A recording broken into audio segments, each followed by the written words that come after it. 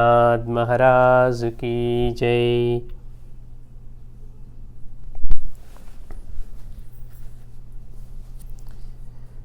श्री सच्चिदानंद सद्गुरु साईनाथ महाराज की जय।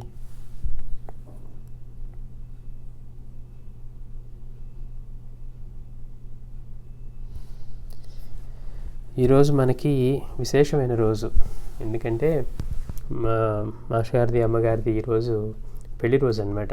అంటే వాళ్ళ కళ్యాణం, లోక కళ్యాణం కోసమే మాస్టర్ గారు అంతటి అన్వేషకుడిగా ఉండి అంత అనుగ్రహాన్ని పొంది ఆయన ఎప్పుడెప్పుడు హిమాలయాలకు వెళ్ళిపోయి తపస్సు చేసుకోవాలా అన్నంత స్థితిలో ఆయన దేహానికి మనసుకి శిక్షణ ఇచ్చుకొని అలాంటి ఉన్నతమైన సాధన చేస్తూ ఉంటే బాబా మాత్రం మనకి మళ్ళీ ఇటువంటి విషయాలను అందించి మనం నడిపించే వాళ్ళు కావాలి. కాబట్టి ఆయన అవతార కార్యం పరిపూర్ణం చేయడానికి మాస్టర్ గారిని మళ్ళీ మనం పంపించారు. కాబట్టి మన మధ్యకి ఆయన మన మధ్య ఉంచేట్టు చేయడం కోసం అవధూతుల చేత అందరి చేత మళ్ళీ మాస్టర్ గారికి చెప్పించి పాగలపాటి గురువు గారి చేత, చీరాల స్వామి చేత వాళ్ళ దగ్గర నుంచి అభయం ఇచ్చి మళ్ళీ మాస్టర్ గారికి అనుమానం అంటే మళ్ళీ దీన్ని ఇరుక్కుపోతే ఒకవేళ వివాహ బంధంలో అంటే తను స్వేచ్ఛగా చేసుకోవాలనుకున్నవి ఎక్కడ ఇబ్బంది అవుతాయో అన్నందుకు పాగలపాటి గురువు గారు వీళ్ళందరూ కూడా మాస్టర్ గారికి అటువంటి అభయాన్ని ఇచ్చారనమాట. దానంతటికీ పూచి మాది ఎటువంటి ఇబ్బంది లేదు అని చెప్పి మాస్టర్ గారికి చెప్పి మళ్ళీ వాళ్ళు పరమపదించిన తర్వాత మళ్ళీ మాస్టర్ గారికి అనుమానం వస్తే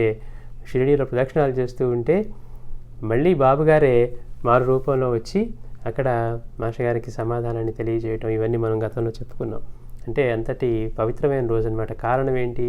లేకపోతే మనం ఈరోజు మన జీవితానికి అర్థం ఒకటి ఉందని, ఆధ్యాత్మికత అంటే ప్రతి ఒక్కళ్ళు ప్రతి నిమిషం పాటించవలసిన విషయం అని, అది కేవలం మన ఆనందంగా జీవించడం కోసం, అంతులేని తృప్తి శాంతులతో ఈ దేహమే మనం అన్న పరిమితిని దాటి జీవించడం కోసం, దానికోసం ఆధ్యాత్మికత, దానికి అవసరమైన గురువుని మనం పొందడం, ఇవన్నీ కూడా ఎంతో కష్టమైన విషయాలు. మామూలుగా ఎంతో పెద్ద గొప్ప మనం అనుకుంటూ ఉంటాం. ఆయన గొప్ప ఐఏఎస్ ఆఫీసర్ అంట, ఆయన కలెక్టర్ అంట, ఆయన ప్రెసిడెంట్ అంట, ఆయన చీఫ్ మినిస్టర్ అంట, వీళ్ళకి ఇస్తాం ఇంపార్టెన్స్. వాళ్ళందరూ వెళ్ళి ఆధ్యాత్మిక బాగా ఉన్న వాళ్ళ దగ్గర వాళ్ళ కాళ్ళ మీద పట్టని చూస్తూ ఉంటాం.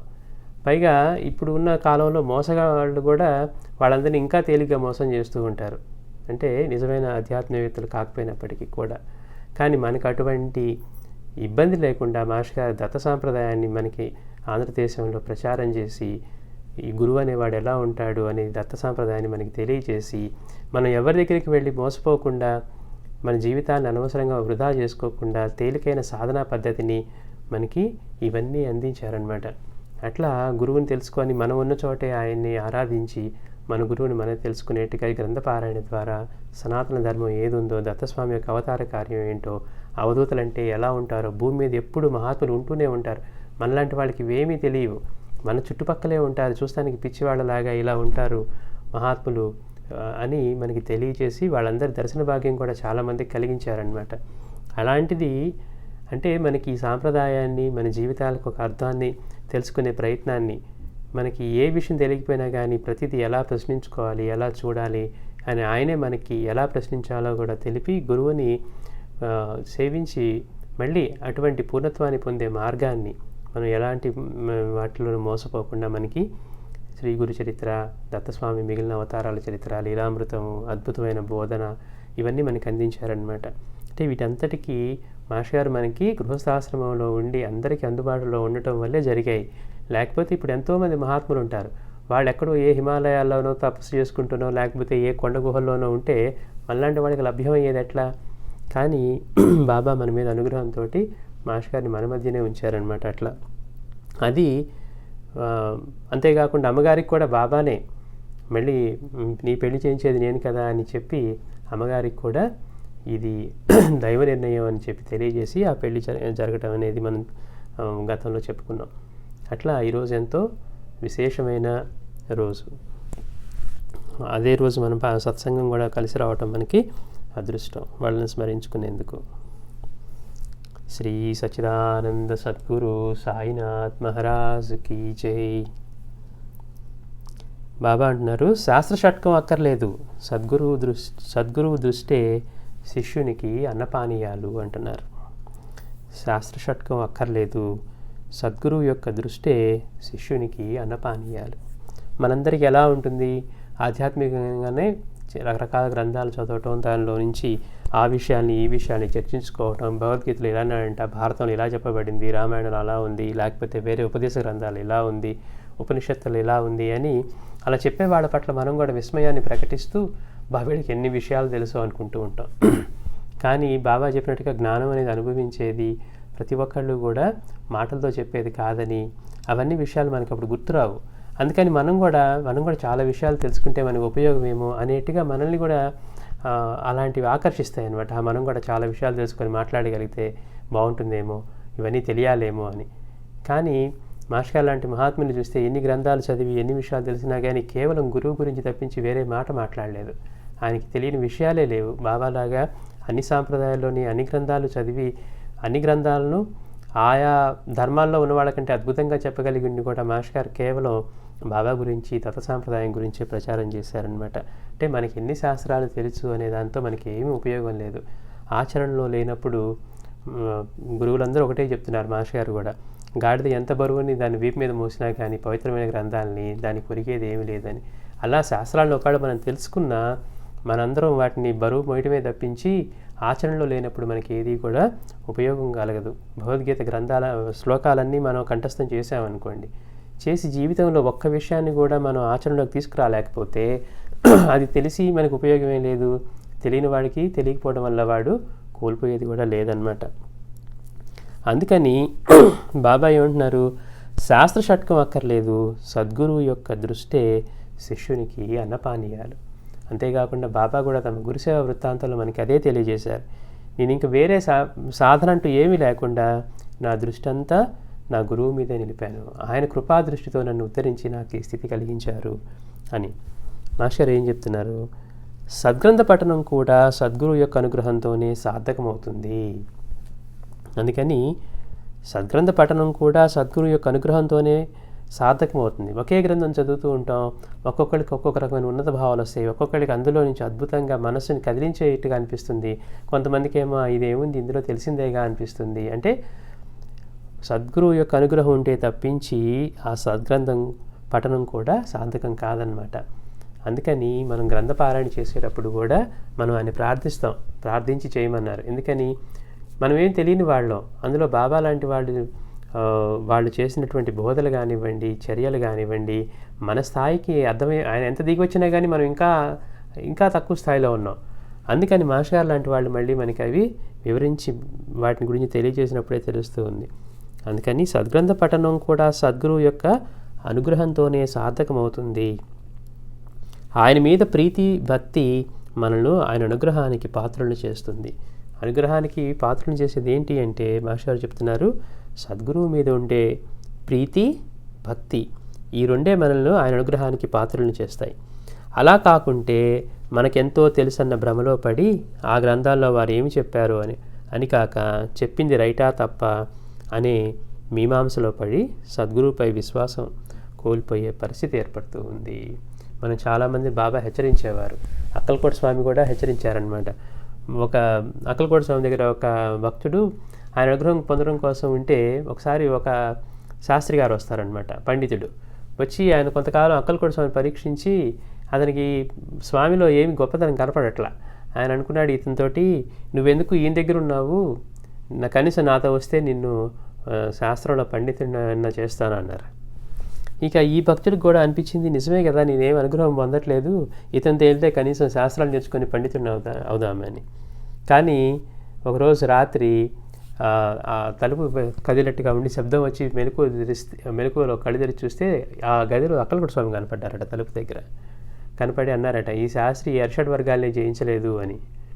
అంటే శాస్త్రాలు తెలియటం వేరు, అరిషడ్ వర్గాల్ని జయించడం, తర్వాత అటువంటి మానసిక స్థితి చిత్తశుద్ధిని పొందటం కూడా వేరనమాట. ఎన్ని విషయాలు తెలిసినా కానీ ఉపయోగం లేదు. ఇతను కూడా అనుకున్నాడు భక్తుడు, వెళ్తే బాగుండు, మనం కూడా ఇవన్నీ శాస్త్రాలు తెలుసుకొని మనం కూడా శాస్త్రం అవుదామని. కానీ సద్గురువు చెప్తున్నాడు, అక్కలకోట స్వామి చెప్తున్నారు అక్కడ, అతను ఇంకా వీటినే జయించలేదు, నువ్వు కూడా వెళ్ళి ఆ పండితుడు అవుతావని. అంటే అంతటితో అతను మానుకున్నాడు అనమాట. అంటే గురువు యొక్క అనుగ్రహం వీటన్నిటికీ పైన మించి ఉంటుంది. రెండవది ఏం చెప్తున్నారు మాస్టర్ గారు ఇక్కడ మనకి, మనం కనుక శాస్త్రాలు మనంతటిగా మనం చదువుకొని వాటిని చర్చల కోసం వాడుకున్నాం అనుకోండి, దానిలో ఇలా చెప్పారు, దీనిలో ఇలా చెప్పారు, ఈ ధర్మంలో ఇదే ఉంది, లేకపోతే దానిలో ఇలా ఉందని వాదించుకునే స్థాయికి వచ్చిందనుకోండి, దానివల్ల ఏమవుతుందట, మనకి ఎంతో తెలుసని భ్రమలో పడి ఆ గ్రంథంలో వారు ఏం చెప్పారో అని కాక చెప్పింది రైటా తప్ప అనే మీమాంసలో పడి సద్గురువుపై విశ్వాసం కూడా కోల్పోయే పరిస్థితి ఏర్పడుతుంది. అందుకని మనం అంతకుముందు కూడా చెప్పుకున్నాం, మనకి కావాల్సినంత తీసుకోవాలి. అందులో దీని గురించి చెప్పుకుంటూ మనం డొక్కల కరువు కథ కూడా చెప్పుకున్నాం. అంటే ఆకలైనంత వరకు తీసుకునేది దాని ఆహారం, ఆ తర్వాత దాని ఇది ఉంటుంది అనమాట. అట్లా వీళ్ళ దీనిలో ఏం చెప్పారు అది మనం తీసుకుంటే మనకి అది పోషణ, లేకపోతే మన అహంకారాన్ని బలపరిచి మనకి ఎన్నో విషయాలు తెలుసు అని, అదేంటి మనం అన్ని 4 గ్రంథాల్లో చదువుకున్న విషయాలు వాటిని తెలుసు అనే అహంకారంతో ప్రవర్తిస్తూ ఉంటాం. అందుకని బాబా మనకి హెచ్చరిస్తూ ఉన్నారు, శాస్త్ర షట్కం అక్కర్లేదు, సద్గురువు యొక్క దృష్టే శిష్యునికి అన్నపానీయాలు అని. శ్రీ సచిదానంద సద్గురు సాయినాథ్ మహారాజ్ కీ జై.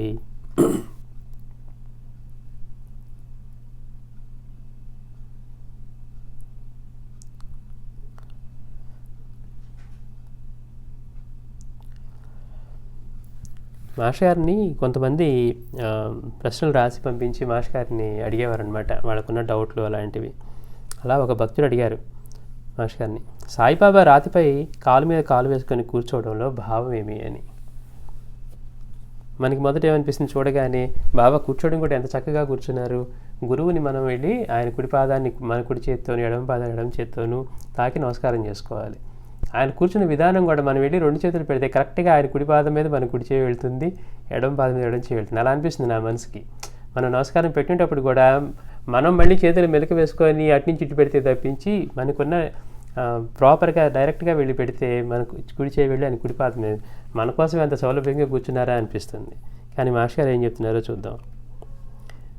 దేహం ధరించాక ఎలాగో ఒకలా కూర్చోవాలి కదా, ఎలా కూర్చున్నా ఈ ప్రశ్న వస్తుంది. ఇలా కూర్చుంటే ఇలా అన్నారు, అలా కూర్చుంటే ఏంటి బాబా ఇలా కూర్చున్నారు, కాలు ఇలా ముడుచుకొని కూర్చున్నారు, లేకపోతే పద్మాసనంలో కూర్చున్నారు, లేకపోతే ఇలా రాయి మీద ఇలా కూర్చున్నారని. అంటే ఒకసారి కూర్చోవడం జరిగిన తర్వాత ఇలానే ఎందుకు కూర్చున్నారనో, ఇలా ఎందుకు కూర్చున్నారనో వస్తుంది.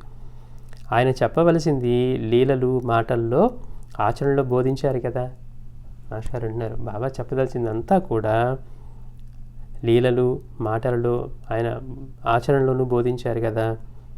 ఆయన కూర్చున్న భంగిమను రకరకాలుగా వివరిస్తున్నారు. వారి రెండు చేతుల వేళ్ళు ద్వంద్వాలని, వాటి మధ్య తొంగి చూసే వారి బొటన వేలు పరమాత్మయని కొందరంటారు. అంటే చూడండి, ఆ కూర్చునే విధానంలో రాతి మీద కూర్చున్నప్పుడు కూడా వాటి మధ్య తొంగి చూసే వారి 2 చేతుల వేళ్ళు ద్వంద్వాలని, వాటి మధ్య తొంగి చూసే వారి బొటన వ్రేలు పరమాత్మయని కొందరంటారు. వెనకనున్న 3 వ్రేళ్ళు త్రిగుణాలని, వాటి నుండి చూపుడు వ్రేలు అనబడే జీవుణ్ణి విడుదల చేయగలిగే సద్గురువు యొక్క పాదాన్ని అలా ఆశ్రయించాలని వారి భావమని కొందరంటారు. అంటే ఒక్కొక్కళ్ళు ఒక్కో రకంగా అనుకుంటున్నారనమాట. దానికి మాస్టర్ వివరణిస్తున్నారు. ఇట్లా ఎలా చెప్తున్నారంటే, వారి 2 చేతుల వేళ్ళు ద్వంద్వాలని, వాటి మధ్య తొంగి చూసే వారి బ్రొటన వేలు పరమాత్మయని కొందరంటారు. వెనుకున్న 3 వేళ్ళు త్రిగుణాలని, వాటి నుండి చూపుడు వేలు అనబడే జీవుణ్ణి విడుదల చేయగలిగే సద్గురువు యొక్క పాదాన్ని అలా ఆశ్రయించాలని వారి భావమని కొందరంటారు. అంటే బాబా భావం ఇలా ఇంటొచ్చి కూర్చోవటంలో అని. ఇలా ఎన్ని రీతిలా వివరించుకున్నా అవి మన భావాలే అవుతాయి. వీటిలో దేనిని ఆచరించాలన్నా వారి చరిత్ర మరలా పారాయణ చేస్తూ, వారి చెప్పినట్లు చింతన చేస్తూ, వారి ప్రత్యేక అనుగ్రహం కోసం శ్రీ గురు చిత్ర పారాయణ చేయడం ఒక్కటే మార్గం. అంటే మాస్టర్ గారు అంటున్నారు, ఎన్ని చేసినా కానీ ఎన్ని అనుకున్నా కానీ ఇవన్నీ మన భావాలే. అయితే అటువంటి మహాత్ముడి యొక్క అనుగ్రహం పొందాలి, ఆయన కృప పొందాలి అంటే వారి చరిత్రని మరలా పారాయణ చేస్తూ, వారి చెప్పినట్లు చింతన చేస్తూ, వారి ప్రత్యేక అనుగ్రహం కోసం శ్రీ గురు చరిత్ర పారాయణ చేయడం ఒక్కటే మార్గం అంటున్నారు మాస్టర్ గారు. శ్రీ సచిదానంద సద్గురు సాయినాథ్ మహారాజ్ కీ జై.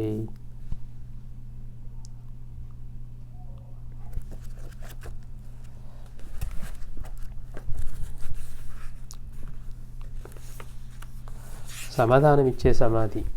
అంటే బాబా భౌతిక దేహం చాలించినప్పటికీ కూడా భక్తులతో ఆయన అనుబంధం, ఆయన యొక్క మహత్యం, లీలలు ఇవన్నీ కూడా ఆయన భౌతిక దేహంతో షిరిడీలో కూర్చొని ఉన్నప్పుడు ఎలా జరుగుతూ ఉన్నాయో అలానే జరుగుతూ ఉంటాయి.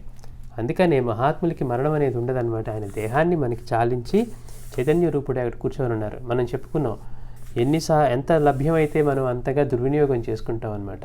ఇప్పుడు షిరిడీ వెళ్తాం చూడండి, మనం ఇప్పుడు వెళ్ళినా కానీ వెళ్ళిన రోజు ఫస్ట్ రోజు తొందరగా పదండి హారతలు చేసుకుందాం, లేకపోతే దర్శనానికి వెళ్ళిపోదాం అని వెళ్తూ ఉంటాం. 2 రోజులు అయ్యేసరికి టిఫిన్ చేసి వెళ్దాం, మళ్ళీ అక్కడికి వెళ్తే లేట్ అవుతుంది. 3వ రోజు ఏమనుకుంటాం, ఇంకొంచెం విశ్రాంతి తీసుకుని వెళ్దాం హారతికి. నిన్న వెళ్ళాం కదా 4 హారతలకి, ఇప్పుడు 2కి వెళ్తే చాలే అంటే తర్వాత అక్కడ కూర్చొని కూడా మామూలు మాటలు మాట్లాడుకోవటం ఇవన్నీ చేస్తూ ఉంటాం అనమాట.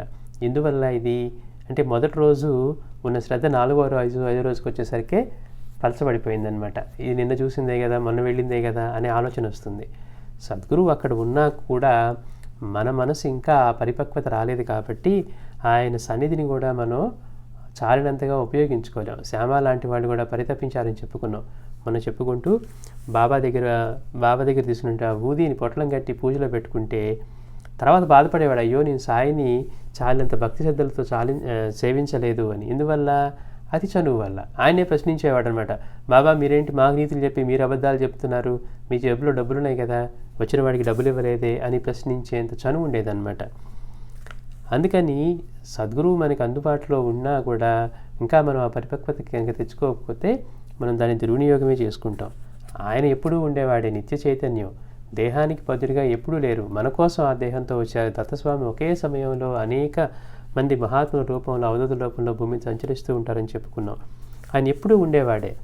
అందుకనే ఆయన సమాధి చెందేటప్పుడు కూడా చెప్పిన మాటలు, నా సమాధి నుంచే సర్వకార్యాలు నిర్వహిస్తాను, నా సమాధిని ఆశ్రయించిన వారితో అది మాట్లాడుతుంది, నా నామం పలుకుతుంది, నా మట్టి సమాధానం చెప్తుంది అని బాబా చెప్పారు. అంతేకాకుండా ఆయనకి ఎవరు వారసులు లేరు. కారణం ఏంటి? ఆయన లేకపోతే కదా ఆయనకి వారసులు ఉండేది. అందుకని అన్నమాట.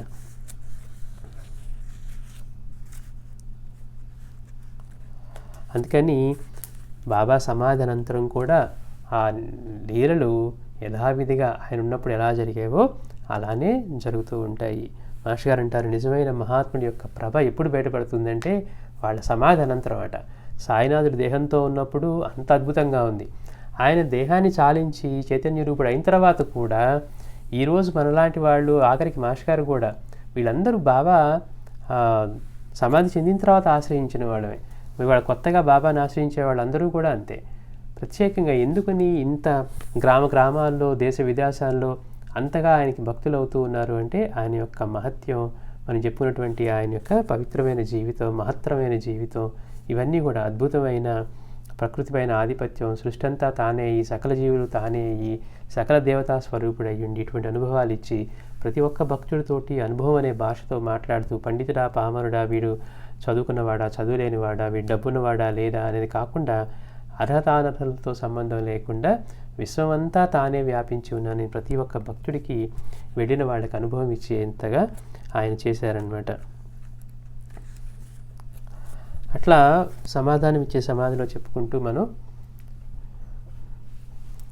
ఎన్నో అద్భుతమైన చెప్పుకుంటూ ఉన్నాం.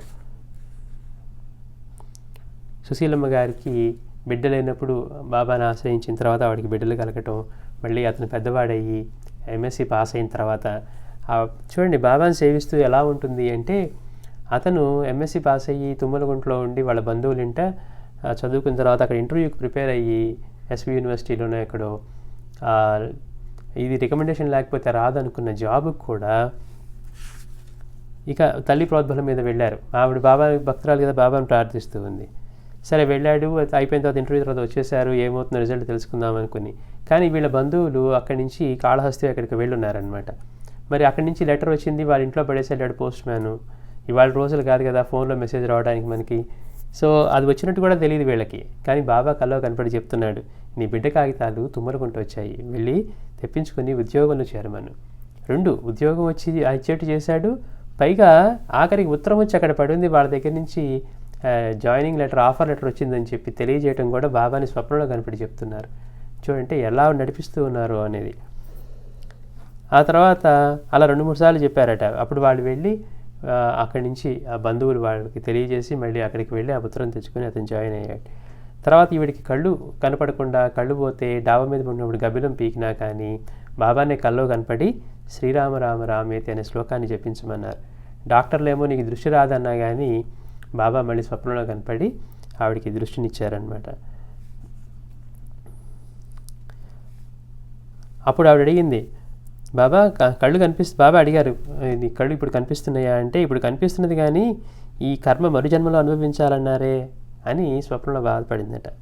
అప్పుడు బాబా అంటున్నారు, నీకు దృష్టి ఇచ్చినా ఇవ్వకున్నా గొడవేనే అని, గుడ్డివారికి అన్నం పెట్టి చేతనైన సహాయం చేయి, దేవునికి 10 టెంకాయలు కొట్టు, ఆ కర్మ తొలుగుతుంది అన్నారు. సద్గురువు మన కర్మని ఏం చేస్తే జరుగుతుందో సద్గురువు చెప్తాడు. అంతేగాని మనం ఏదో పూజ చేసేసుకొని మన కర్మ తొలుగుతుంది ఇలా అనుకుంటే పొరపాటును కూడా జరగదు. మొదట మనకి సత్వగుణం ఉండాలి, అట్లాంటి సంకల్పం ఉండాలి, పైగా కర్మ అనుభవించాల్సిందని చెప్పే ఒక్క సద్గురువు మాత్రమే దానిలో మార్పులు చేయగలడు అనమాట. అందుకని గురువు చెప్పినట్టుగా మనకి గురువు ఏ సేవ విధించారో అది చేస్తే ఆయన సంప్రీతులు అవుతాడు తప్పించి మనగా మనం ఇది చేసేసి మనం ఏదో చేసేసుకుంటున్నాం అనుకుంటే మనకు ఉపయోగం లేదు. అందుకని అప్పటిదాకా మనం సద్గురువుని ఆశ్రయించి ఆయన చిత్రపారాయణ చేసుకుండటమే మనకి సాధన అన్నమాట.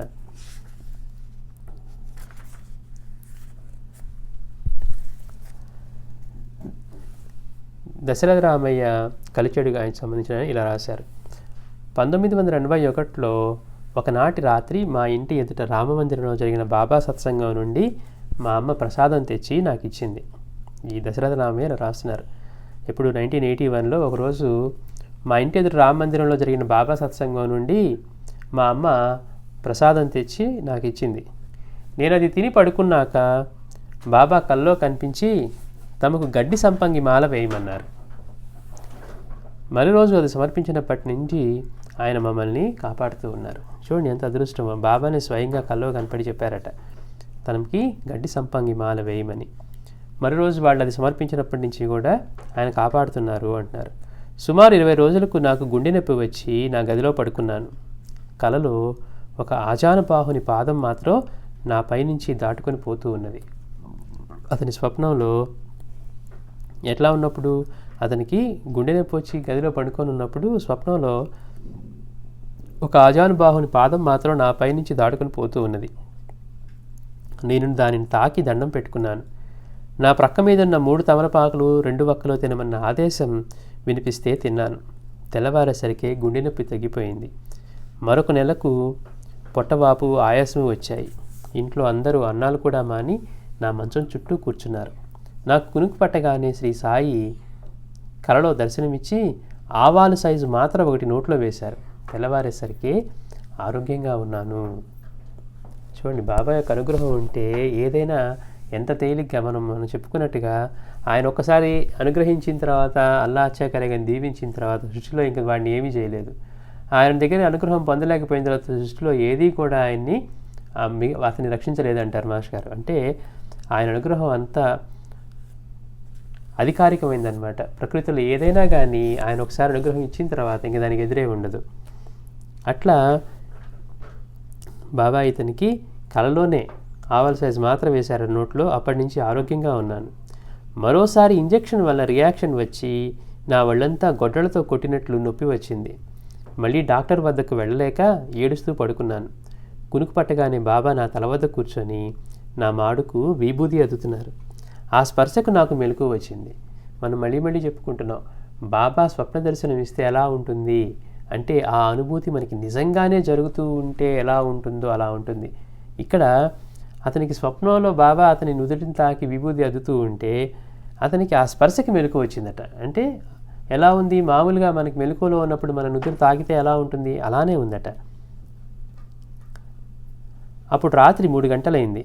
నాకు తలనొప్పి మచ్చకు కూడా లేదు. తర్వాత ఒకసారి బాబా స్వప్నంలో నాకు నామం చెప్పి దాన్ని జపించుకోమన్నారు. ఇది దశరథ రామయ్య యొక్క అనుభవం. ఎప్పుడు 1981లో, బాబా సమాధి అయింది 1918లో. అంటే ఇప్పటికీ కూడా ఆయన ప్రభ అలానే ఉంటుంది, ఎప్పుడూ ఉండేవాడు. మనం చెప్పుకుంటున్నదే. అందుకని నిజమైన మహాత్ముడు మాస్టర్ గారు కూడా చూడండి, ఆయన సమాధానంతరం ఎంతమంది భక్తులు ఆయన ఆశ్రయించారు, ఎంతమందికి ఆయన మార్గదర్శకం అవుతున్నారు. ఇవాళ ఆయన ఆశ్రయిస్తున్న యువతరం అంతా కూడా మరి ఇప్పుడిప్పుడు ఆశ్రయిస్తున్న వాళ్ళే. ఆయన గ్రంథాలు చదివి ఆయన యొక్క సిద్ధాంతాన్ని సాంప్రదాయాన్ని అనుసరిస్తూ వాటి పట్ల ఆకర్షితులయ్యి బాబా యొక్క బోధన పట్ల ఇవన్నీ అంటే ఆ మహాత్ముడు వాళ్ళ దేహం చాలించిన తర్వాత వాళ్ళ ప్రభ వెలిగిపోతూ ఉంటుంది. అది నిజమైన మహాత్ముడికి గుర్తు. కొంతమంది వస్తారు, వాళ్ళు జీవించినప్పుడు ఏదో ఉంటుందట, వాళ్ళు వెళ్ళిపోయిన తర్వాత చప్పబడిపోతుంది, మళ్ళీ ప్రత్యేకంగా దాన్ని తలుచుకునే వాళ్ళే ఉండరు. కానీ ఇలాంటి మహాత్ములు, నిజమైన మహాత్ములు మాస్టర్ గారు, బాబా, స్వామీజీ వీళ్ళందరూ కూడా వాళ్ళ దేహాన్ని చాలించిన అనంతరం కూడా రమణ భగవాను వీళ్ళందరూ అంతే ప్రభావితంగా ఉంటారు. అంటే వాళ్ళు నిజమైన చైతన్య స్వరూపులు అన్నమాట. అట్లానే శ్రీమతి శేషారత్నం, ఆవిడ ఒంగోలు ఆవిడనమాట, ఆవిడ ఇలా రాస్తున్నారు. బాబా మందిరంలో జరిగే అన్నదానాలకు వంట చేస్తూ ఉండడంతో చిన్ననాటి నా బాబా భక్తి మళ్ళీ మేల్కొంది. ఈవిడ మన ఒంగోలు మందిరంలో, బాబా మందిరంలో వంట చేస్తూ ఉండేదట అన్నదానాలకి. దానివల్ల ఏమైంది, ఆవిడకి చిన్నప్పటి బాబా భక్తి మళ్ళీ మేలుకొన్నది. ఒక గురువారం నాడు మాస్టర్ గారి వద్ద శ్రీ సాయి అమృతం తీసుకున్నాను. అదృష్టం, స్వయంగా మాస్టర్ గారి దగ్గర నుంచి ఆవిడ బాబా చరిత్ర శ్రీ సాయి లీలామృతం తీసుకున్నారట. నాటి సాయంత్రం మగతగా పడుకున్నప్పుడు షిరిడీలోని మసీదు, సమాధుల దర్శనమైంది. చూడండి గురువు యొక్క సంకల్పం ఎట్లా ఉంటుందో. ఆయన దగ్గర నుంచి తీసుకోవటం వల్ల ఆవిడ సాయంత్రం మగతగా పడుకొని ఉంటే ఆవిడకి ఆ మగతలో ఏం కనపడుతోంది, షిరిడీలోని మసీదు, తర్వాత సమాధుల దర్శనమైంది. సమాధిపై గాలిలో బాబా కూర్చొని కనిపించారు. ఆ సమాధి పైన కూర్చొని ఉన్నారట బాబా. ఎట్లా, గాల్లో కూర్చొని కనిపించారట. ఆయన నా వైపు బెత్తం చూపి తమ ఎదుట బాసిపట్టు వేసుకొని తలపై చీరకొంగు కప్పుకొని కూర్చోమన్నారు. అప్పుడు ఒక యోగముద్ర చూపి అరబీలో ఒక మంత్రం చెప్పి దానిని జపించమన్నారు. ఆవిడికి ఎంత అద్భుతమైన అనుభవం కలిగిందో చూడండి. ఊరికే అలా సాయంత్రం కళ్ళు అట్లా మగతగా పండుకొని ఉంటే ఆ మగతలోనే ఆవిడకి షిరిడీలోని మసీదు, దాని మళ్ళీ అక్కడ బాబా యొక్క సమాధి దర్శనమైంది. పైగా బాబా ఎలా కనబడ్డారట, ఆ సమాధి పైన గాలిలో కూర్చొని కనిపించారు. పైగా ఒక బెత్తం పట్టుకొని చూపిస్తూ, బెత్తాన్ని చూపి తమ ఎదుట చక్కగా బాసిపట్టు వేసుకొని తలపై చీరకొంగు కప్పుకొని కూర్చోమన్నారు. అప్పుడు ఒక యోగముద్ర చూపి అరబీలో ఒక మంత్రం చెప్పి దాన్ని జపించమన్నారు.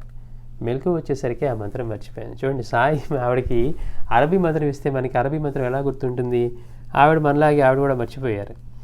అయితే ఆ విషయం వెళ్ళి మాస్టర్ గారితో చెప్తే ఆయన ఆ మంత్రం కాగితం మీద వ్రాసి ఇచ్చారు. ఎంత అద్భుతమో చూడండి. అంటే మనకి చాలామంది మాస్టర్ గారిని ఆయన గొప్ప సాయి భక్తుడు లేకపోతే గొప్ప మహాత్ముడు అనుకుంటున్నారు, కానీ వాళ్ళ ఆంతర్యం ఒకటే అని తెలుసుకునేట్టుగా సద్గురువు యొక్క, తను సేవించిన సద్గురు యొక్క స్థితిని పొందారనమాట. అంటే గురువు శిష్యుని తనంతటి వాడిగా చేసుకుంటారు అంటానికి ప్రత్యక్ష దర్శనం. సాయి చెప్పింది తూచా తప్పకుండా ఆచరిస్తే ఎలాంటి స్థితిని పొందవచ్చు అంటానికి మాస్టర్ గారే ఉదాహరణ. అందుకని సాక్షాత్తు బాబా ఇచ్చిన మాట, ఎవరు నిరంతరం నా గురించి చింతన చేస్తారో వారే నేనుగా మారిపోతారు అని. అంటే వారే సాయిగా మారిపోతారు, వారి ఆంతర్యం కూడా ఆ స్థితినే పొందుతుంది అని. అందుకని బాబా ఆవిడికి స్వప్నంలో రాసిచ్చిన అరబీ మంత్రం మాస్టర్ గారు ఆవిడికి రాసిచ్చారట. అంటే బాబా యొక్క ఆంతర్యం, సాయి మాస్టర్ గారి యొక్క ఆంతర్యం ఒకటే అయితే తప్పించి మాస్టర్ గారు ఆవిడికి బాబా ఇచ్చిన మంత్రం ఎలా రాయగలుగుతారు? మనం కూడా చెప్పుకున్నాం. ఒక భక్తుడిని ఒక చోటకి పంపిస్తూ మాస్టర్ గారు ముందే ఒక పెట్టి మీద ఒక మంత్రం, సిగరెట్ పెట్టి మీద ఒక రాసి లోపల పెట్టమన్నారట. అతను వచ్చిన తర్వాత ఔలియా దగ్గర నుంచి వచ్చిన తర్వాత విషయాలు అడుగుతూ ఆయన ఏం చెప్పారు అంటే, ఆయన ఒక మంత్రం చెప్పారు కానీ ఎవరికి చెప్పొద్దు అన్నారు, మీకు కూడా అన్నట్టుగా అన్నారంట. అయితే మాస్టర్ గారు ఆయన ముందే రాసి లోపల పెట్టించిన పేపర్ని తెప్పించి చూడమన్నారట, ఆ సిగరెట్ ప్యాకెట్ అట్ట ముక్క మీద. అయితే చూస్తే కరెక్ట్గా ఆయన ఇచ్చిన మంత్రమేనట. అంటే ఇతను వెళ్ళక ముందే అతనికి ఏ మంత్రం ఇస్తారో కూడా ఆయన తెలుసు. ఎందుకని, గురువులు రూపాలు వేరుగా ఉన్నా వాళ్ళందరూ ఒక స్వరూపమే, వాళ్ళ ఆంతర్యం ఒకటే అయి ఉంటుంది. అది గుర్తించలేక మనం ఏమనుకుంటున్నాం, మాస్టర్ గారు వేరు, ఆ ఔలియా వేరు, లేకపోతే ఆయన అవధూత వేరు అనుకుంటున్నాం. కానీ అతను అక్కడికి పంపించకముందే మాస్టర్ గారు రాసి లోపల పెట్టించారట. అంటే మాస్టర్ గారి యొక్క స్థితిని తెలియజేస్తూ ఉంటుంది. వాళ్ళ ఆంతర్యం ఎలాంటి ఆంతర్యంతో ఉంటారంటే, మనకి సామాన్యంగా లేకపోతే గొప్ప భక్తుడిగా కనిపించే మాస్టర్ గారి యొక్క నిజమైన స్థితి ఎలాంటిదంటే, సాయినాథుడు స్వప్నంలో కనిపడి చెప్పినటువంటి మంత్రాన్ని సైతం, లేకపోతే భవిష్యత్తులో ఎవరో ఇవ్వబోతున్న మంత్రాన్ని సైతం ముందే ఆయన చెప్పగలిగే స్థితి అన్నమాట. అంటే ఆయన ఈయన వేరు కాదు అని తెలియజేసే స్థితి. అట్లా ఆవిడికి మాస్టర్ గారు దాన్ని కాగితం మీద రాసిచ్చారు. తర్వాత శేషరత్నం గారు చెప్తున్నారు, మా 6 ఏళ్ల పాప శ్రీ సాయిలీలామృతం అక్షరాలు గుణించుకొని చదవడంలో తప్పులు దొల్లుతుంటే బాబా కల్లా కనిపించి సరిగ్గా చదవకుంటే తంతానని బెదిరించారు. ఆ పాప చిన్న పాప, 6 ఏళ్ల పాపట. ఆ అమ్మాయి బాబా యొక్క చరిత్రని చదువుతూ ఉంది, లీలామృతాన్ని. ఎట్లా అక్షరాలు గుణించుకొని చదవడంలో మరి 6 ఏళ్ల పాపకి తెలుగు ఎలా చదువుతుంది? తప్పులు దొరుకుతూ ఉంటే బాబా కల్లో కనిపించి సరిగ్గా చదవకుంటే తంతానని బెదిరించారు. పాప భయపడి చదవటమే మానేసింది. బాబా కల్లో కనపడి చెప్పేసరికి ఆ అమ్మాయి భయపడి మానేసిందట. అప్పుడు వెళ్ళి మాస్టర్ గారితో చెప్తే పాపకు ప్రసాదం ఇచ్చి ఈసారి చదువు, బాబా కొట్టరులే అన్నారు. అంటే బాబా కల్లో బెదిరించారనమాట, సరిగ్గా చదువు, అన్ని తప్పులు చదువుతున్నావు అని. ఆ అమ్మాయి భయపడి చదవటం మానేస్తే వాళ్ళ అమ్మగారు వెళ్ళి మాస్టర్ గారికి చెప్పుకున్నారట. చెప్తే మాస్టర్ గారు ఏం చేశారు, ఆ అమ్మాయికి ప్రసాదం ఇచ్చి ఈసారి చదువమ్మా, సరిగ్గా చదువు, బాబా కొట్టరులే అని ఈయన అభయం ఇచ్చారు. అంతే, నాటి రాత్రి పాపకు మళ్ళీ బాబా కల్లో కనిపించి భయం లేదు, చదువు అని ప్రేమగా చెప్పారు.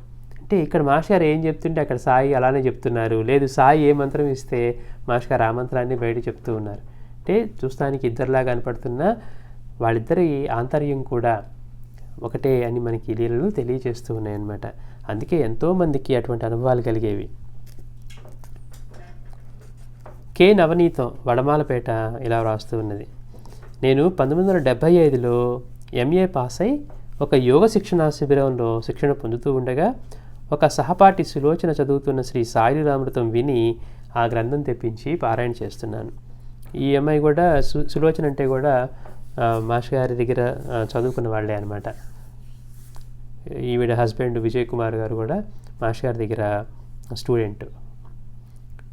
వీళ్ళు వేరే యోగ శిక్షణా శిబిరంలో ఒక శిక్షణ పొందుతూ ఉండగా ఆ సహపాఠి సులోచన చదువుతున్న శ్రీ సాయిలీలామృతం విని ఆ గ్రంథం తెప్పించి పారాయణ చేశాను. ఎవరు? ఈవిడ నవనీతం అన్నావిడ. ఒకరోజు ధ్యానంలో కాంతిమయ దేహంతో బాబా దర్శనమై చెప్పలేనంత సంతోషం కలిగింది. మరొక రోజు నా మేనలుడు జబ్బు చేసి చనిపోయినట్లు, నేను సాయిని స్మరించి తాకగానే అతడు జీవించినట్లు కనిపించింది. చూడండి, లీలామృతం పారాయణ. అందుకే భాస్కర్ మొత్తుకుంటారు, పారాయణ పారాయణ పారాయణ. అన్నిటికీ కూడా అదే మందు, అదే మార్గం. మనల్ని గురుచరిత్ర పారాయణతోటే మహాత్ములు అయ్యారంటే ఆలోచించుకోండి. శ్రీ గురుచరిత్ర పారాయణతోటే ఎంతోమంది మహాత్ములుగా తీర్చిదిద్దబడారు. కష్టాలు కోరికలు తీరడం అనేది అందులో చాలా చిన్న విషయం అంటారు మాస్టర్ గారు. అది చేసుకుంటూ కనుక పోతే, గురువు యొక్క అనుగ్రహం పొందితే, స్వయంగా మనకి గురువు అవసరమైతే దత్తస్వామి మళ్ళీ మనకి అక్కడ ఉన్న గురువుల్లో లేకపోతే ఆయనే వచ్చి మనల్ని ఉద్ధరిస్తారు.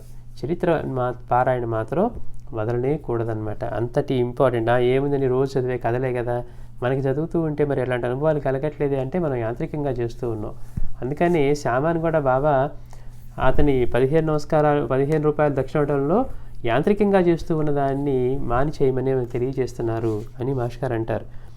అట్లాగా ఈవిడ పారాయణ చేస్తే ఈవిడికేమో ధ్యానంలో కాంతిమయ దేహంతో బాబా దర్శనమిచ్చి చెప్పలేనంత ఆనందం కలిగిందట. అట్లానే మరొకరు ఒకసారి నా మేనలుడు జబ్బు చేసి చనిపోయినట్లు, నేను సాయిని స్మరించి అతని తాకగానే అతడు జీవించినట్లు కనిపించింది. అప్పుడు మా ఊళ్ళో అతనికి జబ్బు చేసి కొద్దిలో ప్రమాదం తప్పిందట. అంటే ఆ కళ ఊరికే వచ్చిన కళ కాదు. అదే సమయంలో ఆవిడ మేనలుడికి బాగా జబ్బు చేసి కొద్దిలో ప్రమాదం తప్పిందట. అంటే ఆ స్వప్నంలో చనిపోయి, అంటే దాదాపు చనిపోవటానికి వెళ్ళి మళ్ళీ బ్రతికినట్టుగా అనమాట ఇతను వాస్తవంగా కూడా. ఒకప్పుడు ధ్యానంలో నా శరీరం పైకెగిరి దూరాన పడుతూ ఉండటం వలన ఒళ్ళు నొప్పులు, జ్వరం వచ్చాయి. నేను అనుకోవడం వీళ్ళు మహేష్ యోగి ధ్యాన శిబిరంలో ఉండేవారనమాట. అక్కడ వాళ్ళు నేర్పే ఒక ధ్యానంలో మన బాడీ ఆ మంత్రాన్ని ఆ ప్రిన్సిపల్ మీద మనసు పెట్టి జపం చేస్తూ ఉంటే శరీరం గాలి పింజలాగా ఎగిరి దూరంగా పడుతూ ఉంటుందన్నమాట. అలాంటిది సాధన చేస్తూ ఉన్నప్పుడు ఆవిడ చెప్తున్నారు, ఒకప్పుడు ధ్యానంలో నా శరీరం పైకి ఎగిరి దూరాన పడుతూ ఉండటం వల్ల ఒళ్ళు నొప్పులు, జ్వరము వచ్చాయి. అప్పుడు ఊది తీసుకొని బాబా సందేశం కోసం శ్రీ సాయిలీలామృతం తెరిచి చూస్తే ప్రధాన్తో అతడికి తల్లికి వచ్చిన పక్షవాతం గురించి సాయి 4 రోజుల్లో తగ్గుతుంది అని చెప్తున్నారు. చాలామందికి ఎలా ఉంటుందంటే, ఏదైనా కష్టం వచ్చినప్పుడు, క్వశ్చన్ వచ్చినప్పుడు ఎవరినో ప్రశ్నలు చెప్పేవాళ్ళని అనటం కాకుండా బాబా యొక్క చిత్రగ్రంథం తీసి చూస్తారు. ఇలానే ఈ అబ్దుల్ కూడా ఇలానే రాసుకొని చూస్తూ ఉండేవాడట. ఇవన్నీ నిజమవుతూ ఉండేవి. బాబా చెప్తూ ఉంటే ఊరికే రాసుకుంటూ ఉండేవాడట. అట్లా ఇక్కడ కూడా ఈవిడేం చేశారు, బాబా ఏం చెప్తారో చూద్దామని చరిత్ర గ్రంథం తీస్తే ఆవిడకి ఏ లీల వచ్చింది అంటే కరెక్ట్గా ప్రధానంతోటి బాబా అంటనమాట, ఆ తల్లికి పక్షవాతం వచ్చిందని తెలిసినప్పుడు 4 రోజుల్లో తగ్గుతుందిలే అంటే బాబా అంటారు కదా, నా ఒళ్ళంతా ఎందుకో ఈ ప్రక్క నొప్పిగా ఉంది అని 4 రోజుల్లో తగ్గుతుందిలే అన్నారు. ప్రధానికి కూడా తెలియదు తన తల్లికి పక్షవాతం వచ్చిందని. కానీ బాబా ఎక్కడి నుంచి చెప్తున్నారంటే ఏంటి, అతనికి చూచాయిగా తెలియజేస్తున్నారు, నీ తల్లికి ఇట్లా అనారోగ్యంగా ఉంది, అయినా ఏం పర్వాలేదు 4 రోజులు తగ్గుతుందిలే అని. కానీ అక్కడ నీ తల్లికి అని చెప్పాల, బాబా తనకి చెప్పారు నొప్పి అని. అందువలన నాకు ఎంత బాధగా ఉన్నా మందు తీసుకోలేదు. బాబా గ్రంథం తెలిసి అందులో వచ్చింది కదా 4 రోజుల్లో తగ్గుతుందిలే అని. ఇది బాబాని నాకు ఇచ్చిన సమాధానంగా ఆవిడ తీసుకొని ఇక ఆ ఒళ్ళు నొప్పులకి ఏం మందు తీసుకోలేదట. నాటి రాత్రి 9:30 గంటలకు కూడా నొప్పులు తగ్గేలా లేవు. నేను సులోచన బాబా గురించి, మాస్టర్ గారి గురించి 11:30 దాకా మాట్లాడుకొని పడుకున్నాం. నిద్రపట్టిన 5 నిమిషాల్లో నన్నెవరో బలంగా అదిమేసినట్లు భయంతో బాబా అని కేక కూడా పెట్టలేకపోయాను. తెల్లవారేసరికే నొప్పులన్నీ తగ్గిపోయాయి. నాటి నుండి నా నోటి వెంట శివనామం బదులు సాయినామం దొర్లుతూ ఉండటం నాకే ఆశ్చర్యం అనిపించింది. అంటే మన యొక్క విశ్వాసాన్ని బట్టే మనకి జరుగుతూ ఉంటాయన్నమాట. బాబా చెప్పారు కదా ఒళ్ళు నొప్పులు కొన్ని అవే తగ్గుతాయి అన్నారు కదా 4 రోజుల్లో అని. ఆవిడ దానికోసం ఏమి ట్యాబ్లెట్సో లేకపోతే ట్రీట్మెంటో తీసుకోవాలా. అంటే దానికి తగ్గట్టుగానే ఆవిడకి అంటే తర్వాత తగ్గకపోయినా కానీ అయ్యో ఇంకా తగ్గలేదు అనుకుంటూ ఉంటే ఆ రోజు నిద్రపట్టిన తర్వాత బాబాని మాస్టర్ గారి గురించి మాట్లాడుకున్నారట ఇద్దరు. అలా మాట్లాడుకొని ఆ రోజు నిద్రపోయిన తర్వాత ఆవిడకి నిద్రలో ఎవరో బలంగా అదివేసినట్లుగా అనిపించి భయంతో బాబాని కూడా కేక పెట్టలేకపోయాను. తెల్లవారేసరికి నొప్పులన్నీ తగ్గిపోయాయి. నాటి నుండి నా నోటి వెంట శివనామం బదులు సాయినామం దొరుకుతూ ఉండటం నాకే ఆశ్చర్యం అనిపించింది అంటున్నారు నవనీతం గారు. అట్లానే షిరిడీలో సమాధి మీద ఉన్న విగ్రహం చెక్కడానికి బొంబాయి నుండి తాలిం అనే శిల్పి వచ్చాడు. మనం చెప్పుకున్నాం, ఒక భక్తుడికి బాబా స్వప్నంలో కనపడిన తర్వాత అతను ఎవరై ఉంటారా ఈ మహాత్ముని విచారిస్తూ ఉంటే ఒక పిల్లవాడు ఒక కాగితం వాళ్ళ ముందు పడేసి వెళ్ళాడని, అందులో బాబా సమాధి, దానిపైన బాబా యొక్క చిత్రపటం ఉందని తెలుసుకున్నాం. అప్పటికి ఇంకా విగ్రహం లేదనమాట. ఆ విగ్రహం స్థాపనకు ముందు విగ్రహం లేకపోయేసరికి ఈ విగ్రహం చెక్కడం కోసం, తయారు చేయడం కోసం బొంబాయి నుంచి తాలిం అనే శిల్పిని తీసుకొచ్చారు. అంటే బాబా యొక్క విగ్రహం పెట్టిద్దామని. కానీ అనేక కోణాల్లో తీసిన సాయి ఫోటోలే లేవు. మరి ఆ రోజుల్లో కెమెరా అనేది కూడా పెద్ద లగ్జరీ, బాగా డబ్బున్న వాళ్ళు మాత్రం ఎఫర్ట్ చేయగలిగే రోజులు అవి.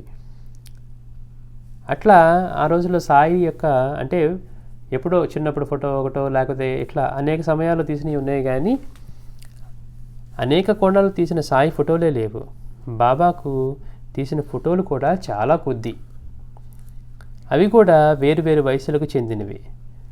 అంటే బాబాని ఒక వయసుకు సంబంధించినట్టుగా ఉంటే వాళ్ళు చేయడానికి కుదిరేది, కానీ ఎప్పుడో వేరు వేరు వయసుకు సంబంధించిన ఫోటోలు ఉన్నాయి, అవి కూడా అనేక కోణాల్లో తీసినవి లేవన్నమాట. మరి విగ్రహం చెక్కాలంటే మనకి 3D వ్యూ లాగా ఉండాలి. కనుక తాలిం ఎంత శ్రమించినా కానీ నమూనామూర్తి తృప్తికరంగా రావడం లేదు. అతను ఆ తాలిం గొప్ప శిల్పే, కానీ అతను ఎంత ప్రయత్నం చేసినా ఆ ఫోటోలు చూసి బాబా విగ్రహాన్ని, ఆ రూపాన్ని తయారు చేయాలని మోడల్ తయారు చేస్తూ ఉంటే ఆ నమూనామూర్తి అంటే ఆ మోడలు తృప్తికరంగా రాలేదు. చివరి ప్రయత్నంగా అతడు సాయిని ప్రార్థించాడు.